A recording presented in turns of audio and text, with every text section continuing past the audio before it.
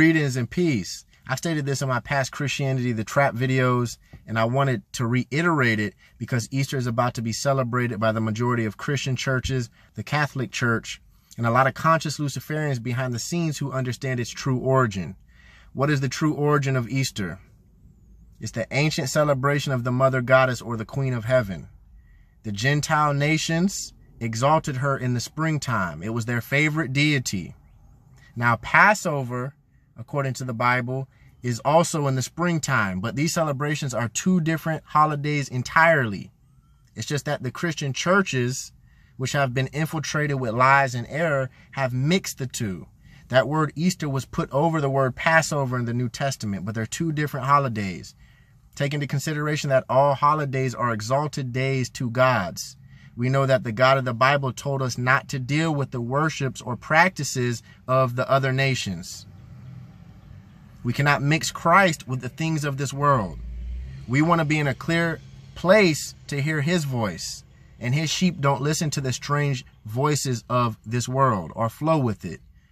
We've been conditioned in this ignorance to listen to mixed messages, to celebrate things that we don't know the origins of, like Easter. Still doing Easter egg hunts to this day, because a part of the Gentile celebrating her was the fertility aspect. Still baking cakes and bun on Easter to this day, which goes back to ancient times, as we see in the Caribbean islands, Easter bun.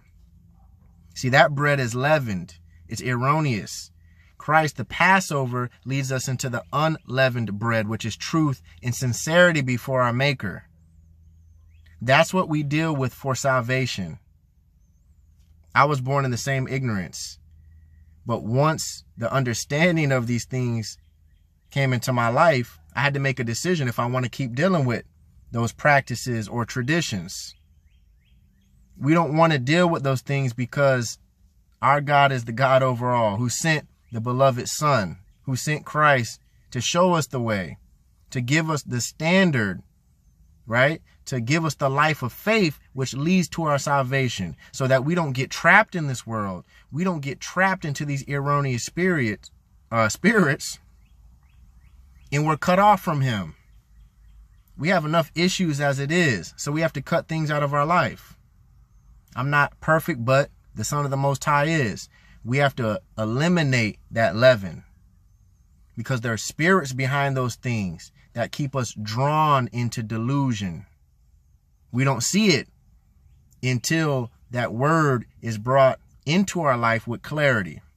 And that's why I wanted to share this. Passover and Easter are two different things entirely. If Christ died on Good Friday, how did he rise on Sunday? That's not even 3 days. According to the scriptures, he was in the earth 3 days.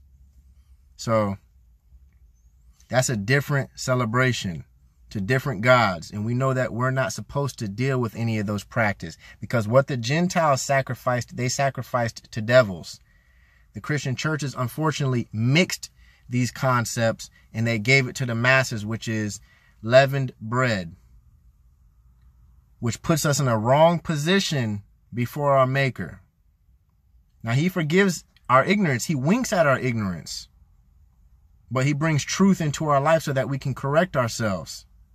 And then at that point, it's our choice. What do we love more? The spirit of truth or the spirit of error? That says a lot about us in this life. What we have a free will for.